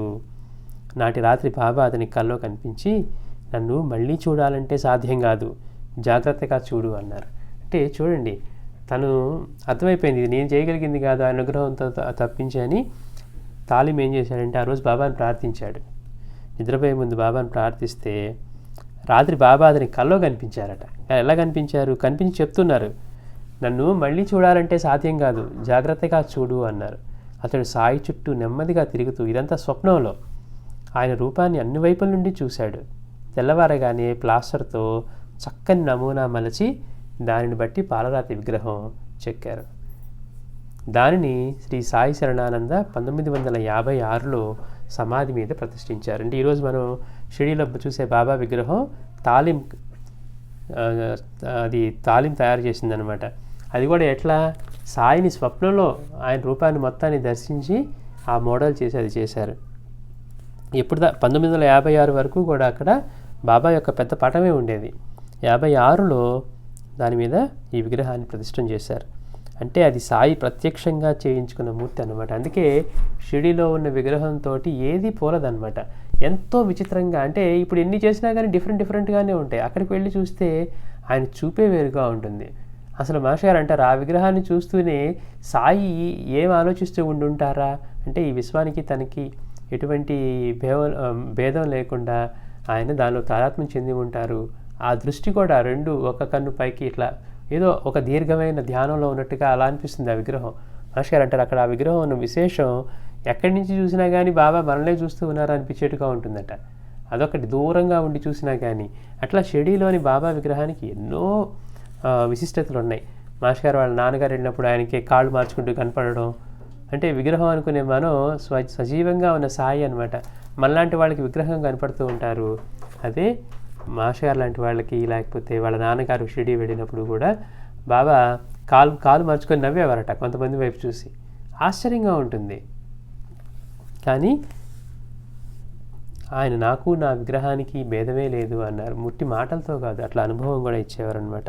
అంటే ఈరోజు మనం షిరిడీలో చూసే విగ్రహం స్వయంగా ఆ శిల్పికి సాయి కల్లో కనపడి అతనికి చెప్పి మరీ చేయించుకున్నదనమాట. నన్ను మళ్ళీ చూడాలంటే సాధ్యం కాదు, జాగ్రత్తగా చూడు అన్నారు. అంటే స్వప్నంలో అతను చూసి చక్కగా ఒక మోడల్ తయారు చేసి ప్లాస్టర్ ఆఫ్ ప్యారిస్ తోటి దాని తర్వాత బాబా యొక్క విగ్రహాన్ని పాలరాతోటి చేశారనమాట. అంటే సాయి అది ప్రత్యక్షంగా చేయించుకున్న మూర్తి అన్నమాట. సాయికి ఆయన విగ్రహానికి భేదం లేదు. శ్రీ దిలీప్ కుమార్ రాయ్ అనే ప్రఖ్యాత సాధకుడు పూణేలో హరే కృష్ణ ఆశ్రమం స్థాపించాడు. ఈ దిలీప్ కుమార్ రాయ్ అనే ఒక ప్రఖ్యాత సాధకుడు పూణేలో హరే కృష్ణ ఆశ్రమం స్థాపించాడు. వీరికి ఒక మిత్రుడు 1968లో ఒక సాయి విగ్రహాన్ని ఇచ్చాడు. ఆయన దానిని ఆశ్రమం బయట ఉంచాడు. అంటే బాబా విగ్రహం ఇస్తే అతనేం చేశాడు, ఆశ్రమంలో బయట పెట్టాడట విగ్రహాన్ని. నాటి రాత్రి సాయి ఆయనకు కల్లో కనిపించి, నేను చల్లో వణికిపోతున్నాను, వెచ్చగా లోపల ఉంచు అన్నారు. చూడండి ఎంత, అంటే బాబా యొక్క మాటలు కూడా మనకి నవ్వుని ఆశ్చర్యాన్ని కలిగించేట్టుగా ఉంటాయి. మసీదులో ఉన్నప్పుడేమో చలిగా ఉందని పట్టాలు కడుతుంటే, అవును నిజంగా మీరందరూ రక్షించకపోతే నేనేమైపోతాను అని వాళ్ళని ఇదిగా మాట్లాడుతూ, నేనే మీ అందరినీ రక్షిస్తానని అభయం ఇచ్చేవారు. బాబాకి ఎండగా ఉందని చెప్పి వాళ్ళు చల్లగా చేయాలని చెప్పి నీళ్లు చల్లుతూ ఉంటే ఈయనేమో మసీద్ దగ్గర మంటలు పెంచి కూర్చునేవారు. కానీ ఇక్కడ భక్తుడికి ఏం చెప్తున్నారు, నన్ను బయట పెట్టావని చెప్పడానికి నేను చల్లో వణికిపోతూ ఉన్నాను, వెచ్చగా లోపల ఉంచు అని చెప్తున్నారు. అంటే ఆయన పటానికి ఆయన విగ్రహానికి భేదమే లేదని భక్తుడికి స్వయంగా అనుభవిస్తున్నారు. గత వారం మనం ఒక భక్తుడి ఇంట్లో గోడ మీద చెదలు పట్టిన బాబా ఫోటో ఉంటే అతని స్వప్నంలో ఎలా దర్శనమిస్తున్నారు, మోకాళ్ళ నుంచి కింద వరకు అంతా పుండ్లు పడినట్టుగా దర్శనమిస్తూ ఉన్నారు. అంటే ఆయన పటానికి ఆయనకి భేదమే లేదు, మాటలతో కాదు అనుభవంతో నిరూపిస్తున్నారనమాట సాయిది. అందుకే మాస్టర్ గారు అంటారు, ఇప్పటి వరకు వచ్చిన మహాత్ములందరూ భాషతోటి బోధిస్తే మనకి బాబా మాత్రం ఇంతమంది చేసినా కానీ వీళ్ళలో ఏం మార్పు రావట్లేదు అని అనుభవం అనే భాషతో మాట్లాడారు. వాడు గొడ్లు కాచుకునేవాడా ఇంకొకటా అనే కాదు, వాడెక్కడో గేదెని కొడితే పొలాల్లో ఎక్కడో ఉన్నవాడు బాబా దగ్గరికి వస్తే ఎవరు నన్ను ఇక్కడ కొట్టేవరా అని చెప్పేవారట. అమ్మో నేను మొదటిసారి షిరిడీ వస్తున్నా, నేను ఎక్కడ ఏ పని చేస్తూ ఉన్నా గొడ్డును కొట్టినా కూడా సాయి తెలుస్తూ ఉంది అన్న భావాన్ని తీసుకొని సాయి నన్ను ఎప్పుడూ గమనిస్తూనే ఉన్నారు. నేను సరిగ్గా దృష్టి పెట్టలేకపోతున్నాను కానీ ఆయన దృష్టి ఎప్పుడు నా పైన ఉంది అన్న భావాన్ని తీసుకొని వెళ్ళేవాడట. ఎన్ని గ్రంథాలు ఎన్ని శాస్త్రాలు చదివితే భగవంతుడు మనల్ని గమనిస్తూ ఉన్నాడు, మనతోనే ఉన్నాడు అన్న భావన మనకు కలుగుతుంది అంటారు మాస్టర్ గారు. మనం సాధన అనుకొని లేకపోతే ఆధ్యాత్మికత అనుకొని ఎన్నో గ్రంథాలు అవి ఇవి చదవటం అవి ఇవి వినటం చేస్తూ ఉంటాం. కానీ ఎన్ని చేసినా కానీ మనం వేరు అన్న భావాన్ని నుంచి కొంచెం కూడా పక్కకు రాలేం. అన్నీ వేరు, నేను వేరు అవి వేరు. మన అరిషడ్ వర్గాల్లో కానీ మన అహంకారాల్లో కానీ మన కోపాల్లో కానీ మన ఆశల్లో కానీ ఏ మాత్రం ఎన్ని అయినా మీరు వినండి, ఎన్ని విన్నా చదవండి, కానీ ఇంత కూడా మార్పు రాదు. కానీ మహాత్ములను ఆశ్రయించి గురువుని సేవించినప్పుడు, సాయి లాంటి మహాత్ముల్ని తత్వస్వామిని ఆశ్రయించినప్పుడు మన ప్రమేయం లేకుండానే, అంటే ఎటువంటి అనుభవాన్ని ఇస్తారు అంటే, నేను ఎక్కడ ఉన్నా కానీ ఆయన నన్ను గమనిస్తూ ఉన్నారు. మొదటిసారి షిరిడీ వస్తూ ఉన్నా బాబా అప్పుడు దాకా వాడు చేసిన పనులన్నీ లిస్టు చదివేవారట. ఇదే కదా నేను మొదటిసారి రావటం, బాబాకి నేను తెలియదు అనుకుంటున్నాను, కానీ ఆయనకి నేను ఎన్నో జన్మల నుంచి తెలుసు అనే అనుభవాన్ని తీసుకొని వెళ్ళేవాడు. బాబా నన్ను నిత్యం గమనిస్తూనే ఉంటారు. అలాంటి సాటే గురించి చెప్పుకున్నాం. కోపం వచ్చి భార్యను కొరడతో కొట్టబోతూ ఉంటే ఇక్కడ కూర్చొని వాడిని ఉన్నపరాన్ని పిలుచుకురంటారా అని తన భక్తుల్ని పంపిస్తూ ఉన్నారు. అంటే ప్రతి ఒక్క విషయం ఆయన దృష్టిలో ఉంది, ఆయన గమనిస్తూ ఉన్నారు. అంటే మనం ఎన్ని చేసినా కానీ ఆ భావాన్ని, మనం ఎన్ని చదువుకున్నా, ఎన్ని శాస్త్రాలు చర్చ చేసుకున్నా కానీ ఆ భావం కలగదు. కానీ సాయి మాట్లాడిన భాష, అనుభవం అనే భాషతో మాట్లాడిన తర్వాత ఆ అనుభవాన్ని తీసుకొని వెళ్తూ ఉన్నాడు. అంటే మసీదులోకి రానియని భక్తులను కూడా ఎలా పంపించేవారట, వాడిని ఎందుకు రానివ్వలేదు, వాడు అన్ని చెడ్డ పనులు చేశాడని. కానీ వాడు వెళ్ళినప్పుడు ఎలా వెళ్తున్నాడు, అమ్మో నేను చేసిన చెడ్డ పనులన్నీ బాబాకి తెలుసు, నేను ఎక్కడ ఉన్నా కానీ బాబాకి నా గురించి తెలుసు, ఆయన నన్ను గమనిస్తూ ఉన్నారనే భావాన్ని. అందుకే మాషగారు అంటారు, మసీదులోకి వాడిని రానివ్వలేదు కానీ వాడి మనసులో మసీదే జొరబడింది అంటారు. అంటే సాయి ఆ మనసులో వాడికి అలా నిలిచిపోయారు. అంటే వాడు ఎప్పుడు ఏ పని చేస్తున్నా కానీ అప్రమత్తంగా ఉండేట్టుగా, ఎన్ని శాస్త్రాలు చదివి ఎంత పాండిత్యం సాధిస్తే మాత్రం భగవంతుడు మనతోనే ఉండి మనల్ని గమనిస్తూ ఉన్నారు అనే అనుభవం మనకు కలుగుతుంది అంటారు మాస్టర్ గారు. అందుకని శాస్త్ర షట్కాలు అక్కర్లేదు అని చెప్పడంలో కూడా. అట్లా బాబా అంటున్నారు, నేను చలిలో వణికిపోతూ ఉన్నాను, వెచ్చగా లోపల ఉంచు అన్నారు. ఆయన వెంటనే నిద్రలేచి మర్నాడే ఆ విగ్రహాన్ని ఒక ప్రత్యేకమైన మందిరంలో స్థాపించారు. కొందరికి సాయి అశరీరవాణి ద్వారా తమ సాన్నిధ్యాన్ని ఇచ్చి ఆపదలను తొలగిస్తూ ఉన్నారు. అంటే ఆయన కనపడకుండా ఓన్లీ ఆయన వాణి వినిపించి కూడా తమ సాన్నిధ్యాన్ని ప్రసాదించి వాళ్ళ ఆపదను తొలగిస్తూ ఉన్నారు. కీర్తిశేషులు వెంకటనారాయణరాజు మైసూర్ సాయి మందిరంలో పూజారి. ఈ నారాయణరాజు మైసూరులో ఉన్న బాబా మందిరంలో పూజారట. అతను సుమారు 17 సంవత్సరాల పాటు రోజు ఉదయమే కొన్ని ఆలయాలు చిమ్మి ముగ్గులు వేసి పూజ చేసేవాడు. తర్వాత కోర్టు వద్ద దస్తావేజులు వ్రాసి రోజుకి 2 రూపాయలు సంపాదించేవాడు. చూడండి, అంత కష్టపడితే రోజుకి ఎంత సంపాదించేవాడంటే 2 రూపాయలు సంపాదించేవాడట. ఒకరోజు అతడు ఈ కష్ట జీవితాన్ని అంతమొందించాలని విషం దగ్గరుంచుకొని ఒక ఆలయంలో ధ్యానం చేసుకుంటూ ఉన్నాడు. మరి 17 సంవత్సరాల పాటు అతను ఇది చేస్తూ ఉన్నాడు. మళ్ళీ మైసూరు సాయి మందిరంలో పూజారి అయినా కానీ ఆర్థిక స్థితి బాగోపోవటం వల్ల తన కష్ట జీవితాన్ని అంతమొందించుకోవాలని చెప్పి విషయాన్ని దగ్గరుంచుకొని ఒక ఆలయంలో ధ్యానం చేసుకుంటూ ఉన్నాడు. అప్పుడు అతనికి ఇలా వినపడిందట, నీ వల్ల ఎన్నో జరగాలి, చనిపోవద్దు అన్న మాటలు వినిపించాయి. వెంటనే రమణ మహర్షి శరీరంతో దర్శనమిచ్చి పై మాటలు అని అతని చేయి పట్టుకొని గేట్ అవతల దించి వెళ్ళిపోయారు. మనం చెప్పుకున్నాం, భగవాన్ కానీ లేకపోతే సాయి కానీ వాళ్ళు ఎప్పుడు దేహంతో కావాలంటే అప్పుడు యథేచ్ఛగా అలా కనపడేవారు. భగవాన్ సమాధానంతరం కూడా ఎంతోమందికి మెక్సికోలో ఆయన కనపడిన సందర్భాలు ఉన్నాయంట. ఎక్కడ మెక్సికో, ఎక్కడ స్పెయిన్, ఎక్కడ తిరువన్నామలై, ఎక్కడ రమణాశ్రమం. అంటే వాళ్ళు ఒక దేహానికి బద్ధంగా లేరు, ఎప్పుడు కావాలంటే అప్పుడు తీసుకొని వస్తారనమాట. అలా రమణ మహర్షి కనపడ్డారట. రమణ మహర్షి దర్శనం ఇచ్చి ఆ మాటలని అతను చేయబట్టుకొని గేట్ అవతలు దించి వెళ్ళిపోయారు. మనకి అనుమానం వస్తుంది, ఇతను బాబా భక్తుడు కదా, మరి రమణ మహర్షిని కనపడ్డారేంటని. అప్పటి నుండి రాజుగారు వారినే తన గురువని తలిచాడు. అంటే రమణ భగవాని ఆయన గురువేమో అనుకుని అతన్ని తలిచి అలా చేస్తూ ఉంటే ఆయనే మళ్ళీ ఒకరోజు దర్శనమిచ్చి, నీ గురువు నేను కాదు, షిరిడి సాయిబాబా అని చెప్పి అదృశ్యమయ్యారు. అప్పటి నుండి రాజుగారు సాయి భక్తుడయ్యాడు. అంటే పూజారిగా ఉన్నాడు కానీ ఇంక ఇలా చెప్పిన తర్వాత నుంచి సాయి భక్తుడయ్యాడట. శ్రీ సాయి తరచూ వారికి కనిపించి మాట్లాడేవారు. చూడండి ఎంతటి అదృష్టమో. రమణ భగవాన్ దర్శనం కావడమే కాకుండా 2 సార్లు మళ్ళీ సాయి కూడా తరచూ వారికి కనిపించి మాట్లాడుతూ ఉండేవారు. ఎన్నోసార్లు కాకి, కోతి, ఆవుల రూపాల్లో వారింటికి వస్తే రాజుగారి భార్య గుర్తించి కదిలించేదట. అంటే బాబా ఇలాంటి మారు రూపాల్లో, అన్ని జీవుల్లో ఉన్నది ఆయనే కనుక ఈ రూపాల్లో వస్తే మనం కూడా ఏం చేస్తాం, ఆ రూపాల్లో ఉంటే మనం కూడా గుర్తించలేం కాబట్టి ఒక కోతి వచ్చిందనో కుక్క వచ్చిందనో మనం కూడా అదిలిస్తాం. అదే ఈ రాజుగారి భార్య కూడా చేస్తే తర్వాత బాబా అతనితో చెప్పేవారట, నేను వస్తే అమ్మ అదిలించింది అనేవారు. రాజుగారు కొంతకాలం ఒక మార్వాడి వద్ద లెక్కలు వ్రాసేవారు. ఒకరోజు బాబా, నీవిక కలం పట్టవద్దు, నా సేవ చేసుకో, అన్నమదే వస్తుంది అన్నారు. అంటే బహుశా ఇప్పుడు మనం చెప్పుకున్నది అతను ఈ పూజ అవ్వకముందు సంఘటన అయి ఉంటుంది. 17 సంవత్సరాల పాటు రోజు ఉదయం ఆలయాలు చిమ్మి ఇవన్నీ చేస్తున్నాడు. అప్పటికి ఇంకా అతను పూజారి కలిగాడు. ఇవన్నీ అయిన తర్వాత ఎప్పుడైతే బాబా భక్తుడు అయ్యాడో ఆ తర్వాత పూజారి అయి ఉంటాడు అనమాట. ఒకరోజు బాబా కనపడి చెప్పారట కల్లో, నీవిక కలం పట్టవద్దు. అంటే ఆయన ఇక్కడ మార్వాడి వద్ద లెక్కలు రాసేవాడు కదా, నీవిక కలం పట్టవద్దు, నా సేవ చేసుకో అన్నారు. మనం దాసకొండ విషయంలో అలానే చూసాం, మహల్సాపతి విషయంలో కూడా అలానే చూసాం. వాళ్ళు వంశపారంపర్యంగా వస్తున్నటువంటి ఆ బంగారం చేసే పనిని మాన్పించారు. ఓన్లీ ఖండోబా సేవ మాత్రమే చేసుకోమన్నారు. అలానే దాసగండు కూడా ఇతనికి పోలీసు ఉద్యోగం మాన్పించి, అతనికేమో ఈ నాటకాల్లో వేషాలు వేయటం అంటే ఎంతో ఇష్టం, అవి మాన్పించారు. తమాషాలని అనేవారు, అవన్నీ మాన్పించి మరి బాబా నేను ఎట్లా నా భుక్తి ఎలా గడుస్తుందంటే నేను చూసుకుంటానన్నారట. అట్లాగా ఇతన్ని మానుకొని ఇక కలం పట్టవద్దు, నా సేవ చేసుకో, అన్నమదే వస్తుంది అన్నారు. రాజు వెంటనే ఆ పని మానేశాడు. ఒకరోజు వారింట్లో బియ్యం లేవు. నాడు ఆ మార్వాడి భార్యకు బాబా పటంలో నుంచి వెంటనే రాజుకి బియ్యం పంపించు అని ముమ్మారు వినిపించింది. అసలే పేదవాడు, చేసుకునే పనిని కూడా మానిపించారు. బాబా కలం పట్టవద్దు అన్నారంటే నువ్వు అక్కడ మార్వాడి దగ్గర లెక్కలు రాసే పని మానేసి నా సేవ చేసుకో అన్నారు. ఒకరోజు ఎలాంటి పరిస్థితి అంటే వారింట్లో బియ్యం కూడా లేని పరిస్థితిలో బాబా ఆ మార్వాడి భార్యకు బాబా పటంలో నుంచి చెప్తున్నారట, వెంటనే రాజుకి బియ్యం పంపించు అని ముమ్మారు వినిపించింది.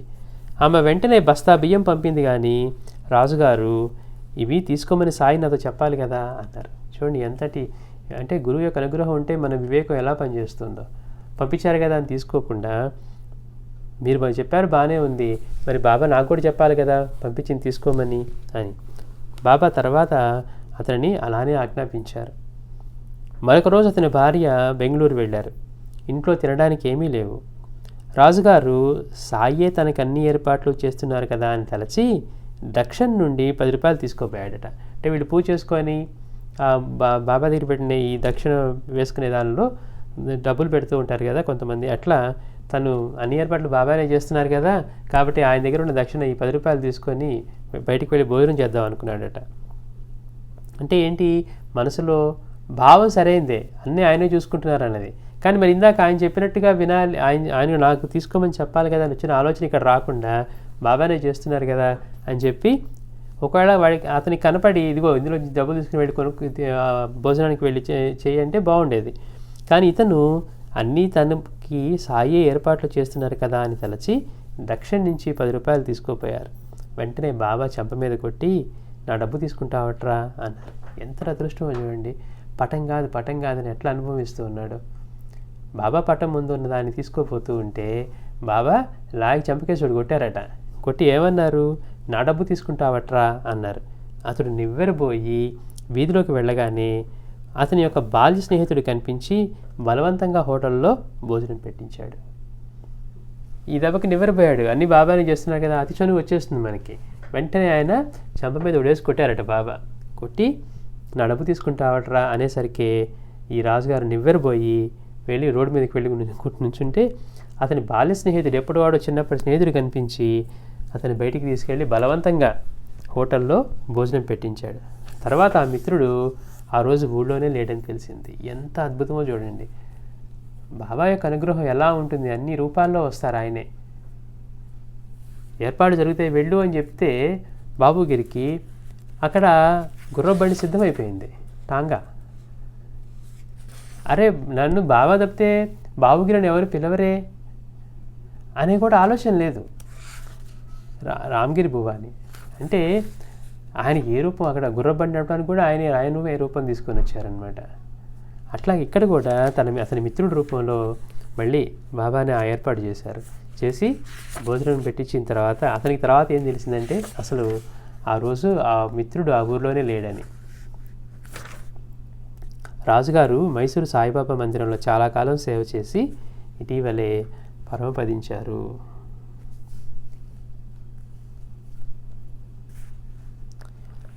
అట్లానే ఎఫ్ఎం బంగారా కొత్త ఢిల్లీ అతను ఇలా వ్రాసాడు, పార్సీ సాంప్రదాయకురాలైన నా భార్య బాబాలను నమ్మదు. పార్సీ సాంప్రదాయకురాలైనటువంటి నా భార్య, ఈ బంగారా చెప్తూ ఉన్నాడు, నా భార్య పార్సీ సాంప్రదాయానికి సంబంధించింది కనుక ఆవిడ బాబాలను నమ్మదు, నేను మాత్రం నమ్ముతాను. 1956లో ఒక సాయిబాబా క్యాలెండరు మా ఇంట్లో ఉండేది. ఒకరోజు అనాలోచితంగా ఆయనకి నమస్కరించి మళ్ళీ ఆయన గురించి ఏమీ తెలియకుండానే అలా ఎలా చేశానా అని ఆశ్చర్యపోయాను. ఇంట్లో ఎవరో ఇచ్చిన బాబా పటం ఉంటే తగిలించారు క్యాలెండరు. ఒకరోజు ఎందుకో ఆలోచించకుండా ఆయనకి నమస్కారం చేశారట. చూడగానే ఒక్కోసారి మనకి అనిపిస్తుంది చూడగానే నమస్కారం చేయాలని. అలా అతను కూడా అనాలోచితంగా నమస్కారం చేసి మళ్ళీ అదేంటి నాకు ఈయన గురించి ఏం తెలియదు కదా, ఎలా నమస్కారం చేశానా, ఎందుకు చేశానని అతనే ఆశ్చర్యపోయాడు. ఇల్లు సర్దుతూ ఉండగా నా భార్యకు ఆ గది నుండి, బిడ్డ నాకు మాల వెయ్యి, మేలు జరుగుతుంది అని వినిపించిందట. అంటే బాబా అశరీరవాణి ద్వారా కూడా కొంతమందికి తమ సాన్నిధ్యాన్ని ఇచ్చి అనుగ్రహించేవారని చెప్పుకున్నాం కదా, అందులో భాగంగా అనమాట. అంటే అక్కడ బాబా క్యాలెండర్ రూపంలో అక్కడ ఉన్నారు. అక్కడ ఆ రోజు వాడు నమస్కారం చేసుకున్న తర్వాత, అరే నేను అసలు ఆయన గురించి ఏం తెలియదు కదా, ఎలా నమస్కారం చేశానా, ఎందుకు చేశానా, నాకు ఆ భావం ఎందుకు కలిగిందని అతను ఆశ్చర్యపోతూ ఉంటే, ఆయన భార్యకి ఎవరైతే బాబాలని వాళ్ళని నమ్మదో, అంటే వాళ్ళ సాంప్రదాయం వేరు, పార్సీలు వాళ్ళు, ఆవిడికి ఆ గది నుంచి, బిడ్డ నాకు మాల వెయ్యి, మేలు జరుగుతుంది అని వినిపించిందట. ఆమె వెంటనే ఆ క్యాలెండర్కు మాల వేసింది. అప్పటి నుండి దాన్నే పూజిస్తూ ఉన్నాం. అప్పట్లో మేము ఆర్థిక ఇబ్బందుల్లో ఉన్నాము. అవి మా కుటుంబ శ్రేయస్సు కోసం ఆమె మా కుటుంబ శ్రేయస్సు కోసము మాకు బాబు పుట్టారని సాయం ప్రార్థించింది. ఎప్పుడైతే వీటికి అలాంటి బాబా మాటలు వినిపించాయో, బాబాకి అట్లా మాల వేసి అప్పటి నుంచి బాబాని వాళ్ళ కుటుంబం యొక్క శ్రేయస్సు కోసమని, వాళ్ళకి బిడ్డలు లేకపోవడం వల్ల బాబు పుట్టారని సాయం ప్రార్థిస్తూ ఉందట. ఏడాదిలోగా మాకు బాబు పుట్టాడు. నా జీతం కూడా పెరిగి మంచి బ్యాంక్ ఆఫీసర్గా పేరు వచ్చింది. ఎవరైతే బాబా నమ్మలో, ఎలాంటి బాబాలు నమ్మరో ఆవిడనే సాయి భక్తులుగా మార్చారనమాట. మార్చడమే కాకుండా ఎట్లా అనుగ్రహించారు, వాళ్ళకి ఆ ఉద్యోగంలో, అంటే ఆర్థికంగా ఇబ్బందులు పడుతున్నారు కనుక వాళ్ళకి ఉద్యోగంలో కూడా కొంచెం జీతం పెరిగేట్టుగా, ఉద్యోగం మంచిగా ఉండేట్టు చేసి, తర్వాత వాళ్ళకి బిడ్డను కూడా ప్రసాదించారు. ఒక బాబు పుట్టాడట. అతనికి మంచి ఉద్యోగం వచ్చి బ్యాంక్ ఆఫీసర్గా పేరు వచ్చింది. అలా మేము కోరుకున్నదల్లా జరిగేది. అవసరంలో ఆయన సందేశం కూడా అందేది. అంటే మన కోరికలు తీరటమే కాకుండా అవసరమైనప్పుడు బాబా సందేశం కూడా అందేది అని చెప్తున్నారు. కానీ ఇవన్నీ మా భ్రాంతులేమో అని అనుకునేవాళ్ళం. చూడండి, నిజంగా మనం గుర్తించలేకపోతే ఎట్లా ఉంటుందంటే, ఇవి ఊరికే మనం భ్రాంతిలో ఉన్నామేమో, ఇవి జరిగిపోతూ ఉన్నాయి కదా. అంటే మనం ఇప్పుడు కూడా కొంతమందికి అనుమానాలు ఉంటాయి, ఇది కర్మ వల్ల జరిగిందా, అనుగ్రహం వల్ల జరిగిందా అని. అంటే ముందు జరిగినప్పుడేమో అంతా బాబానుగ్రహం వల్ల జరిగిందంట, రెండో కోరిక తిరగకపోతే ఏమో మన కర్మ తీరలేదేమో, అంతకుముందు మన కర్మ తీరి జరిగిందేమో అనే సందిగ్ధంలో పడతాం అనమాట. అలాగే ఒక్కోసారి వీళ్ళకి ఇవన్నీ మన భ్రాంతులేమో అనుకునేవాళ్ళం. ఒకరోజు నేను ఇన్స్పెక్షన్ కోసం వెళ్తూ ఉంటే సాయంత్రానికి తిరిగి రావాలని నా భార్య పట్టుబట్టింది. అతను ఆ రోజు ఆఫీస్కి వెళ్తే, నేను ఇవాళ ఇన్స్పెక్షన్కి వెళ్తున్నాను, సాయంత్రం లేట్ అవుతుంది, లేకపోతే రేపు అవుతుందో అంటే, కాదు నువ్వు ఈరోజు తిరిగి రావాలి సాయంత్రానికి అని పట్టుబట్టింది. కానీ బాబా దగ్గర నాకు, నీవు ఈరోజు తిరిగి రాలేవు అని వినిపించింది. దారిలో ఒక చోట రైలు గేటు వేస్తే ఆగాము. ప్రక్క బస్సులోని పెద్ద మనిషి మా డ్రైవర్తో మాట్లాడి మా కారులో కూర్చున్నారు. ఒక ట్రైన్ గేట్ వేసిన చోట ఒక బస్సులోంచి ఒక మనిషి దిగి మా డ్రైవర్తో మాట్లాడి మా కారులో కూర్చున్నాడు. నాకు కోపం వచ్చింది, కానీ అతనిని బాబా పంపారని సర్దుకున్నాను. చూడండి, మన ఇష్టాలని ఎలా చేయించవచ్చు అంటే, ఒకసారి మనకి ఇష్టం వస్తే వెంటనే ఇతనికి కూడా అతను ఎవరో వచ్చి కూర్చుంటే ఇబ్బందిగా ఉంది, ఇష్టం లేకపోవటం వల్ల. వెంటనే మళ్ళీ అనుకున్నాడట, సర్దుకొని బాబా పంపించుంటారులే అని. అప్పుడు మనసు తేలిక పడుతుంది అనమాట. అతని బాబా గారు సర్దుకున్నాను. తర్వాత ఒక ఘాట్ రోడ్డు మలుపులో కారు బ్రేకులు విరిగిపోయాయి. కారు వేగంతో పల్లానికి దిగుతోంది. ఎడమవైపున పెద్ద లోయ ఉన్నది. డ్రైవరు కారును కుడివైపు కొండకు మోటింప చూపినప్పుడల్లా ఏదో ఒకటి ఎదురొచ్చి కొద్దిలో ప్రమాదం తప్పుతోంది. ఎలాగోలా ఇంకా అంటే ఆ డ్రైవర్ ఆ బ్రేక్స్ ఫెయిల్ అయిపోయాయి, కార్కి స్లోప్లో డౌన్లోకి వెళ్ళిపోతూ ఉంది. ఎలాగోలా దీన్ని ఆ కొండ కన్నా చిన్నగా తగిలిచ్చన్న కారును ఆపాలని చూస్తూ ఉన్నా, కానీ అటువైపు వెళ్ళి కుడివైపుకి మోటిద్దామా కొండకి అని అంటే ఎదురొచ్చే వెహికల్స్ వల్ల పెద్ద ప్రమాదం తప్పుతుంది, కానీ వాళ్ళకి అవకాశం దొరకట్లా. ఇక అంటే అతనికి వినపడింది కదా, నువ్వు ఈరోజు తిరిగి రాలేవు అని బాబా మాటలు వినపడ్డాయి బాబా పట్టణం దగ్గర. ఇక నాకు మరణం తప్పదనిపించి అతనికి గట్టిగా అనిపించిందట, కొద్దిలో ప్రమాదం తప్పుతుంది. బాబా మాటలు జ్ఞాపకం వచ్చి నాకు మరణం తప్పదనిపించింది. నా హస్తరేఖలు కూడా అలానే సూచిస్తున్నాయి. నేను భయంతో, సాయి నా కుటుంబం కోసమైనా నన్ను రక్షించు అని ప్రార్థించాను. వెంటనే టైరు బ్రద్దలై కారు ఆగింది. చూడండి, బాబాని ఎప్పుడైతే ప్రార్థించాడో, బాబా నాకు మరణం తప్పదనిపిస్తోంది, కానీ నా కుటుంబం కోసమైనా నన్ను రక్షించు అని ప్రార్థించిన వెంటనే అప్పటిదాకా ఎలాగోలా కారుని ఆ పక్కనున్న కొండకి తగిలించి ఆ కారుని స్లో చేసి ఆపాలని ప్రయత్నిస్తున్నా, కానీ ఎదురొచ్చే వెహికల్ ఎవరైనా డేంజర్ అంటే బాగా సీరియస్గా జరగబోతూ తప్పించుకుంటున్నారు తప్పించి వాళ్ళు కారును ఆపలేకపోతున్నారు. ఎప్పుడైతే ఇతను బాబాను ప్రార్థించాడో వెంటనే ఆ కారు యొక్క టైరు బద్దలయ్యి కారు ఆగిపోయింది. అంటే ఇక ముందుకు వెళ్ళడం లేకుండా ఏమవుతుంది, ఆ కారు వెంటనే సైడ్ లాగేస్తుంది, ఆగిపోతుంది అనమాట ఆ టైర్ బర్స్ట్ అవడం వల్ల. డ్రైవర్ టైర్ మార్చి బయలుదేరాక మర్నాడే ఇల్లు చేరగలిగాం. బాబా మాటే నిజమైంది. బాబా ఏం చెప్పారు, ఈరోజు సాయంత్రానికి రావాలి అంటే నీవు ఈరోజు తిరిగి రాలేవు అన్నారు. కానీ అతనికి ఆ మరణం నుంచి కూడా, అంటే వాళ్ళందరినీ, ఆ కారులో ఉన్న వాళ్ళందరినీ కూడా రక్షించి బాబా అతని ఇంటికి చేర్చాడు. శ్రీ సచ్చిదానంద సద్గురు సాయినాథ్ మహారాజ్ కీ జై.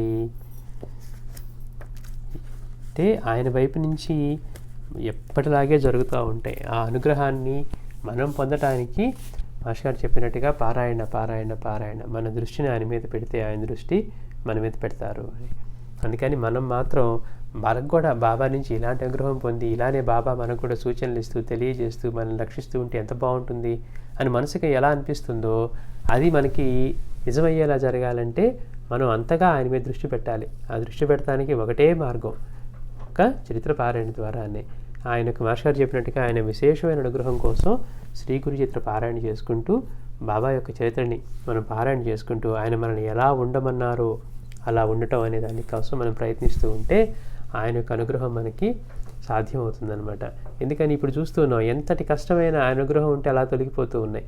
అందుకని భవిష్యత్ అంతా తెలిసి అన్ని జన్మల్లోనూ మన గతం, మన ఫ్యూచర్ జన్మలో, ఈ జన్మ అన్నీ తెలిసిన వాడి యొక్క రక్షణ ఉంటే ఎంత అద్భుతంగా ఉంటుంది. మనకి అన్నీ దగ్గరుండి ఇలా చేయండి అలా చేయండి అని చూపించేవాడంటే ఎలా ఉంటుంది. అందుకని మాస్టర్ గారు అంటారు, అంతటి మహాత్ముడు యొక్క అనుగ్రహం పొందడానికి మనకి సాక్షాత్తు ఆయనే మనకి మార్గాన్ని అందించి వెళ్ళారు. కష్టమైన పనులు పెట్టలేదు, లేకపోతే నియమాలతో చెప్పలేదు. నీ ఖాళీ సమయాన్ని అంతా నా మీద పెట్టి నా గురించే చింతన చేయి. ఆ చింతన చేస్తూ ఉంటే ఆ కర్మ నశిస్తుంది, మీకు సహజమైన ఆనందం సిద్ధిస్తుంది అని మనకి బాబా ప్రమాణం చేస్తున్నారనమాట. మనకి ఆయన మార్గాన్ని అందించారు. అలా చేసే తన గురువు యొక్క అనుగ్రహంతో, కృపాదృష్టితో ఆ స్థితిని సాధించానని చెప్పారు. మనం కూడా అలా చేస్తే మీకు తప్పక పరమార్థం లభిస్తుంది అన్నారు. ఇంతకంటే ఆయన ఎన్ని చెప్పాలి మనకి. అందుకని మనం రోజంతా మన ఇష్ట రీతిలో గడిపేస్తూ పారాయణ చేయాలనుకున్నప్పుడు, లేకపోతే సత్సంగానికో అయ్యో ఇవాళ టైం లేదే, లేకపోతే మనం బిజీగా ఉన్నామే అని మనం ఏదో ఒక వంక వెతుక్కుంటూ ఉంటాం. కానీ బాబా మనతో మాట్లాడితే ఎంత బాగుంటుంది, మనకు కూడా స్వప్నంలో కనపడి చెప్తే ఎలా ఉంటుంది, మనల్ని కూడా ఒక రోజు చెంప మీద కొడితే ఎలా బాగుంటుంది. ఆయన ఉనికిని తెలియజేస్తుంది. అదిగో బాబా అక్కడి నుంచి ఉన్నారు, నేను పటం అనుకుంటున్నాను కాదు, ఆయన మీద చెంప మీద ఒకటి వేశారన్న భావంతోనైనా మనం అంత జాగ్రత్తగా, అంత శ్రద్ధగా ఉండగలుగుతాం. మనకి ఆయన సాన్నిధ్యాన్ని మనకి అలా లభ్యించగలిగితే ఎంత బాగుంటుంది. దానికోసం మనం ఆయన అందించిన మార్గాన్ని తప్పకుండా పాటించడంతో ఆ చిత్రపారాయణ చేసి సత్సంగాలు చేసుకుంటూ కొత్త వాళ్ళకి పరిచయం చేస్తూ ఎవరితో మాట్లాడినా సాధ్యమైనంత వరకు ఆ లీలల గురించో వాటి గురించో మాట్లాడుకుంటూ ఉంటే మనకి ఎంత మేలు జరుగుతుంది అని తెలుసుకొని మనం ఆ మార్గంలో ప్రయాణం చేయడానికి మనం బాబాని ప్రార్థిద్దాం. శ్రీ సచ్చిదానంద సద్గురు సాయినాథ్ మహారాజ్ కీ జై. భజన చేసుకుందాం.